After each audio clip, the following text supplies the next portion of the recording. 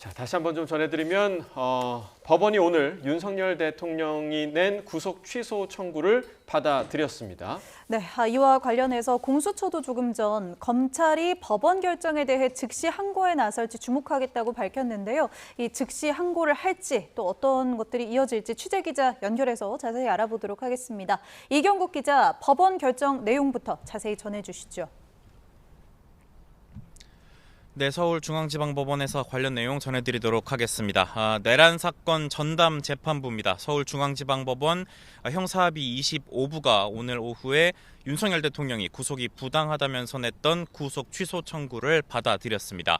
지난달 20일에 신문 기일이 진행이 됐었는데 보름 만에 윤 대통령을 석방하라는 결정이 나온 겁니다. 재판부는 윤석열 대통령이 이 구속기간이 만료된 상태에서 공소가 제기된 것으로 보는 게 타당하다고 판단을 했습니다. 또 설령 구속기간이 끝나기 전에 윤 대통령이 재판에 넘겨진 거라고 하더라도 구속을 취소할 사유가 인정이 된다고 판단을 했습니다. 앞서 윤 대통령 측은 이 공수처 수사 범위에 내란죄가 포함이 되지 않고 또 독립된 기관인 공수처와 검찰이 근거 없이 구속기간을 나눠 사용한 데 대한 문제를 제기한 바가 있습니다.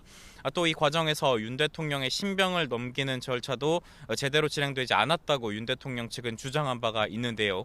이에 대해서 재판부는 이 관련 법령에 명확한 규정이 없는 상황이고 또 대법원의 판단도 없는 상황이라고 설명을 했습니다. 이어서 이런 상황인 만큼 이 절차의 명확성을 기하고 또 수사 과정의 적법성에 대한 의문의 여지를 해소하는 것이 바람직하다고 재판부는 판단을 했습니다.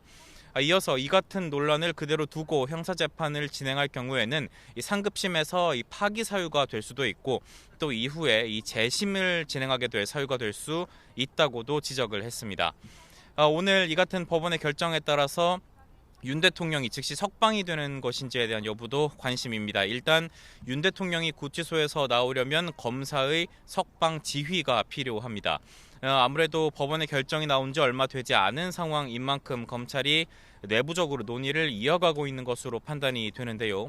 만약 구치소로 검찰의 석방 지휘가 내려오게 될 경우에는 곧장 석방을 위한 절차가 시작이 됩니다. 다만 검찰이 법원의 구속 취소 인용 결정에 대해서 불복하는 절차인 즉시 항고에 나설 가능성도 있습니다.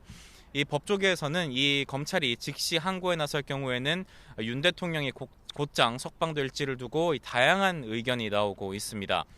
이 즉시 항고가 집행을 정지하는 효력을 가지고 있기 때문에 이에 대한 법원의 판단이 다시 나오기 전까지는 석방이 되지 않는다라는 의견도 존재하고요. 반면 법원이 구속영장의 효력이 없다고 판단을 했고 또 검찰 항고에 대해서 이 법원이 다시 언제 판단을 내놓을지도 모르는 상황에서 계속 윤 대통령의 구속 상태를 유지하는 것이 부당하다는 목소리도 나오고 있습니다. 결국 이 부분은 현재 내부 논의를 진행하고 있는 검찰의 결정을 조금 더 지켜봐야 할 것 같습니다. 이런 가운데 윤 대통령 측은 이 법원의 결정에 대해서 환영의 뜻을 밝혔습니다. 윤석열 대통령 법률 대리인단은 입장문을 통해서 법원의 결정은 이 나라의 법치주의가 살아있음을 확인한 거라고 밝혔습니다. 이어서 검찰을 향해 즉시 항고 대신 즉시 대통령 석방을 지휘해야 한다고 강조를 했습니다. 대리인단은 탄핵 공작과 내란 몰이를 하려 하더라도 대통령을 마음대로 끌어내릴 수는 없다면서 법과 원칙을 명확히 한 사법부에 경의를 표한다고도 덧붙였습니다. 일단 법원의 결정 내용을 다시 한번 설명을 드리겠습니다. 오늘 오후에 서울중앙지법 형사합의 25부가 윤 대통령이 낸 이 구속 취소 청구를 인용을 했습니다. 재판부는 윤 대통령의 구속기간이 만료가 된 상태에서 공소가 제기된 것으로 보는 것이 타당하다고 판단을 했습니다. 또 설령 구속기간이 끝나기 전에 윤 대통령이 재판에 넘겨진 것이라고 하더라도 구속을 취소할 사유가 인정된다고 봤습니다. 앞서 윤 대통령 측은 공수처 수사 범위에 내란죄가 포함이 되지 않고 독립된 수사기관인 공수처와 검찰이 근거 없이 구속기간을 나눠서 사용한 데 대한 문제를 제기한 바가 있습니다.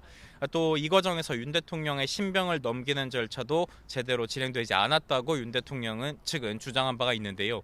이에 대해서 재판부는 관련 법령에 명확한 규정이 없는 상황이고 대법원의 판단도 없다면서 절차의 명확성을 기하고 또 수사 과정의 적법성에 관한 의문을 해소하는 것이 바람직하다고 오늘 판단을 했습니다. 이어서 이 같은 논란을 남겨둔 상태에서 형사재판을 진행할 경우에는 상급심에서 파기가 될 수가 있고 또 이후에 재심 사유가 될 수도 있다고 오늘 재판부는 지적을 했습니다. 윤 대통령이 즉시 석방되는 것이냐 여부에 대해서는 아직 논란이 조금 분분한 상황입니다. 일단 윤 대통령이 구치소에서 나오기 위해서는 검사의 석방 지휘가 필요합니다. 아무래도 법원의 결정이 나온 지 얼마 안 된 상황인 만큼 이 검찰은 내부 논의를 진행을 하고 있는데요. 만약 이 구치소로 검찰의 석방 지휘가 내려오면 곧장 윤 대통령 석방을 위한 절차가 시작이 됩니다. 다만 검찰이 법원의 결정에 불복하는 절차인 즉시 항고에 나설 가능성이 있습니다. 법조계에서는 검찰이 즉시 항고에 나서게 될 경우 윤 대통령이 석방될지 여부를 두고는 다양한 의견이 나오고 있습니다.